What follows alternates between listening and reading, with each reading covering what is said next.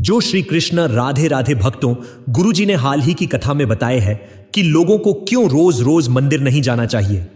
भक्तों, क्या आपने कभी सोचा है कि मंदिर जाना, सेवा करना या कभी कभार तीर्थ यात्रा करना, क्या ये सब भगवत प्राप्ति के लिए पर्याप्त हैं? अक्सर हम इन कार्यों में लगे रहते हैं, पर मन में एक प्रश्न बना रहता है कि क्या यही सही मार्ग है? क्या इसी से हमें भगवान का सानिध्य प्राप्त होगा? आज हम इसी विषय पर बात करेंगे और जानने की कोशिश करेंगे कि भगवत प्राप्ति का सही अर्थ क्या है और इसे कैसे प्राप्त किया जा सकता है। हम अक्सर बाहरी दिखावे में उलझ जाते हैं, मंदिर जाते हैं, दान पुण्य करते हैं, पर क्या हमारा मन वास्तव में भगवान में लगा होता है? कई बार हमारा मन बाहरी कार्यों में तो लग जाता है, लेकिन निरंतर नाम जप में नहीं लगता। ऐसा इसलिए होता है क्योंकि नाम जप मन को मारता है, उसे शांत करता है, जबकि बाहरी व्यवहारों से मन को खुराक मिलती रहती है। जैसे तीर्थ यात्रा पर जाने से हमें सांसारिक दृश्य देखने को मिलते हैं, मन को कुछ नया देखने को मिलता है जिससे उसे अच्छा लगता है। सेवा करने से भी बातचीत और लोगों से मेल जोल होता है जिससे मन व्यस्त रहता है। लेकिन जब हम नाम जप करते हैं तो सीधे मन पर चोट लगती है, उसे शांत करना पड़ता है और मन को यह बिल्कुल पसंद नहीं।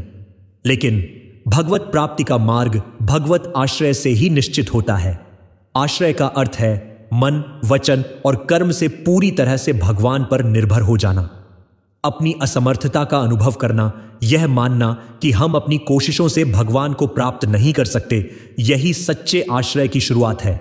जब हम यह महसूस करते हैं कि हम कितने असहाय हैं, तभी हमारे हृदय से सच्ची पुकार उठती है।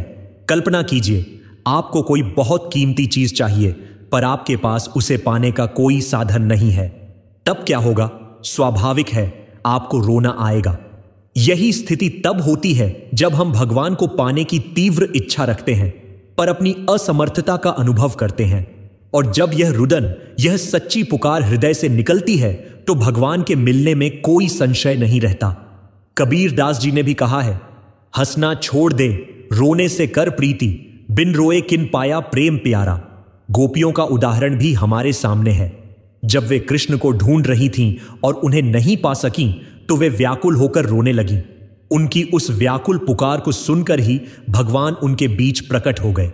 इसीलिए रो रोकर भगवान को पुकारना, अपनी हार मानकर उनसे प्रार्थना करना ही भगवत प्राप्ति का उपाय है।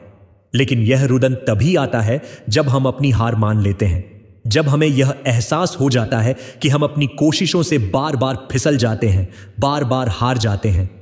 जब हम यह स्वीकार करते हैं कि हम अपने आचरण और मन के कारण भगवान को प्राप्त नहीं कर सकते, तभी हमारे हृदय से सच्ची आर्त पुकार उठती है और यही पुकार भगवान तक पहुंचती है। इसीलिए हमारा लक्ष्य दृढ़ होना चाहिए। हमें प्रभु चाहिए, पर हम असमर्थ हैं, हम प्रभु के लायक नहीं हैं। जब हम यह भाव रखते हैं और भगवान से प्रार्थना करते हैं कि वे हमें अपने लायक बना लें, तो भगवत प्राप्ति निश्चित है।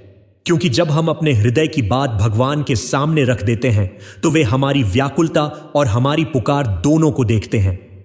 प्रेमानंद महाराज जी के वचनों से हमें यही सीख मिलती है कि बाहरी दिखावे से ज्यादा जरूरी है हृदय की सच्ची पुकार।